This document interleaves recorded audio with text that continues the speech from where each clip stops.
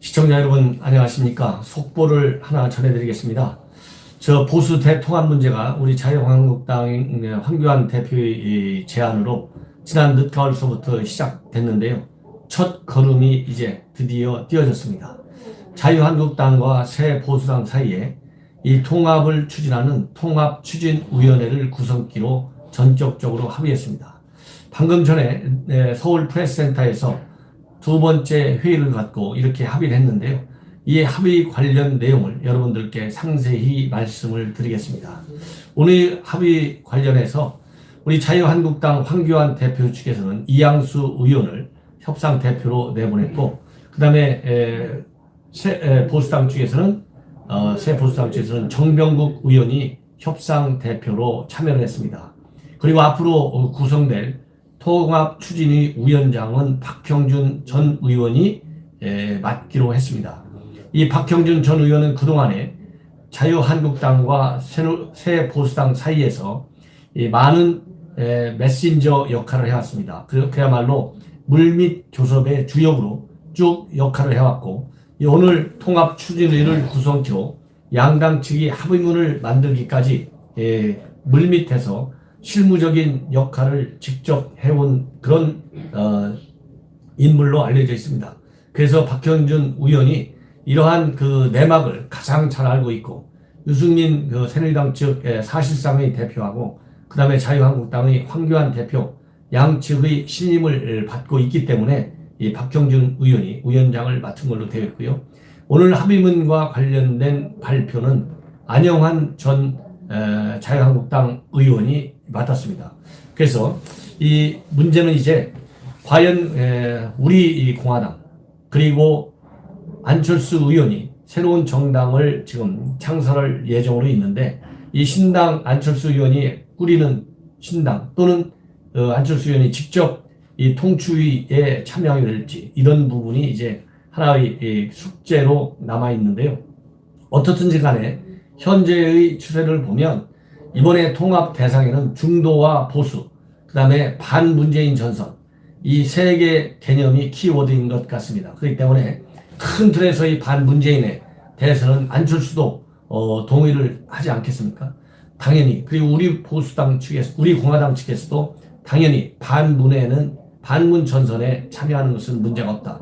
그리고 이념적 스펙트럼으로는 중도와 보수 이렇게 상당히 폭넓게 잡아놨기 때문에 우리 공화당이든 안철수든 다 들어올 수 있는 명분과 이념적 기반은 상호간에 다 공유하고 있다. 이것이 저의 판단입니다.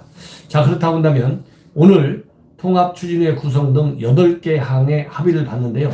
8개 항의 합의 내용을 먼저 말씀을 드리겠습니다. 첫 번째로 중도보수 대통합을 위한 혁신통합위원회를 구성한다. 그 다음에 박형준 의장을 혁신통합추진위원회 위원장으로 한다. 그 다음에 세 번째가 보수 대통합의 원칙은 혁신과 통합이다. 네 번째, 통합은 시대가치인 자유와 공정의 추구이다. 다섯째, 문재인 정권에 반대하는 중도 보수 등 모든 세력의 대통합을 추구한다. 여섯째, 세대를 넘어 청년의 마음을 담을 수 있는 통합을 추구한다. 일곱째, 더 이상 탄핵 문제가 총선 승리에 장애가 돼선 안 된다. 여덟째, 대통합 정신을 실천할 새로운 정당을 만든다. 이렇게 되어 있습니다.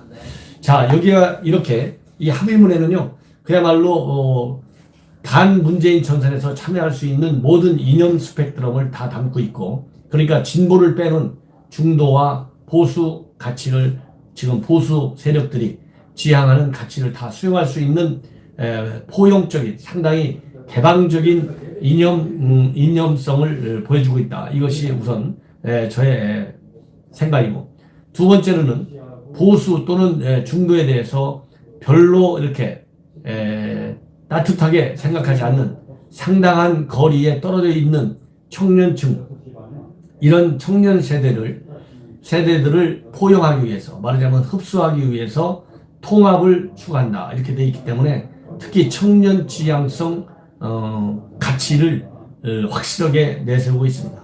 그 다음에 가장 핵심적인 가치로서는 자유와 공정입니다. 이 자유라고 하는 것은 대한민국 헌법적 가치인 자유민주주의, 그리고 시장경제도 기본적으로는 시장의 자율 기능을 바탕으로 해서 세워진 것이 시장경제가 아니겠습니까? 따라서 이 자유는 우리 헌법상의 최고의 가치인 자유민주주의와 시장경제의 공통 분모로 작동하고 있는 것이고요. 이 공정이라고 하는 것은 사실상 진보 우리 대한민국 정치에서는 진보 진영에서 독점해 왔다시피 한 가치가 바로 공정입니다.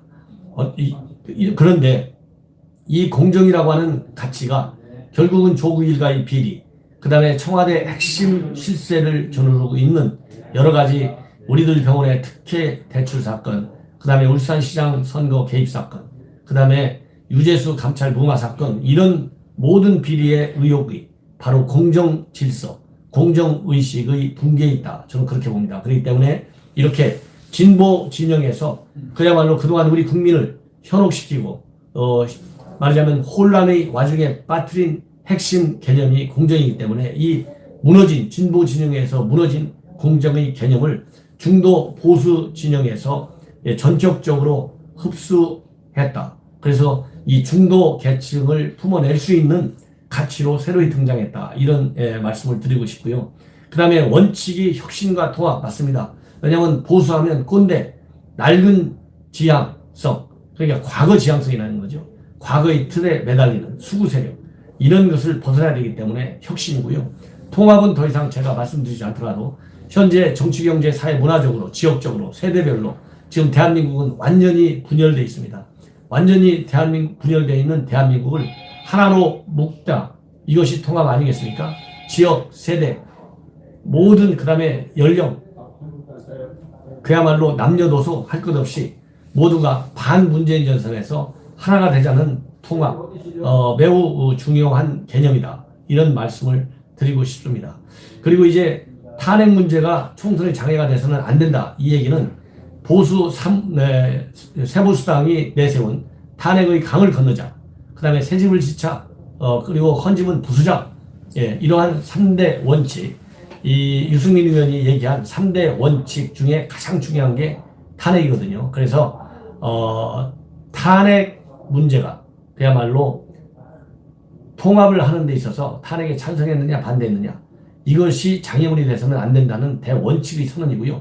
이 문제와 관련해서 우리 자유한국당의 황교안 대표의 신임을 받아서 참여하고 있는 이양수 의원이 이 3원칙을 수행했다는 것에 대해서 원칙적으로 확인해 줬습니다. 그렇기 때문에 이제 일부 반발이 있었지만은 대원칙 통추위 출범시키는데 이 유승민 의원의 3원칙을 우리 자유한국당 측에서는 공식적으로 다 수행했다.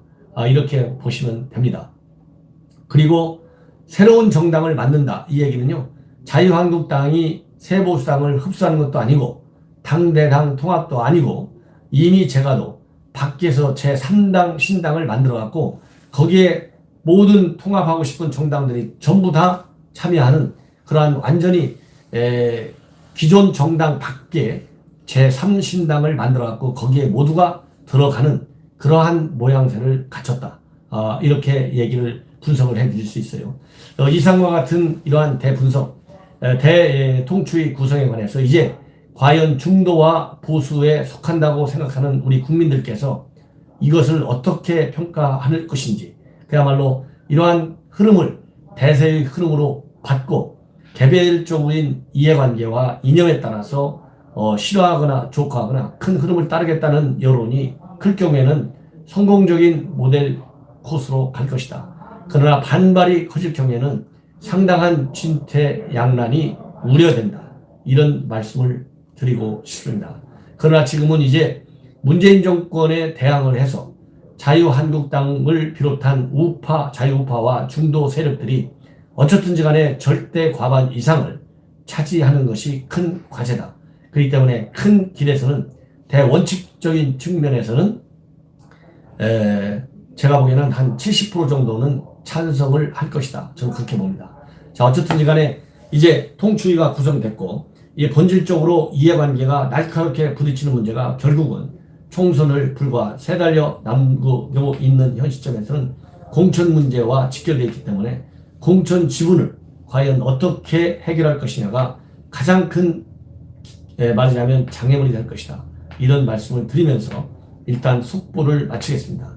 시청자 여러분, 저렇게는 안보정론 항상 빠르고 정확한 그리고 깊이 있는 분석 특징입니다. 시청자 여러분들께서 더 많은 사랑으로 새로운 구독자 층을 확고하게 빠른 시간 안에 늘릴 수 있도록 많은 성원을 당부드리겠습니다. 대단히 감사합니다.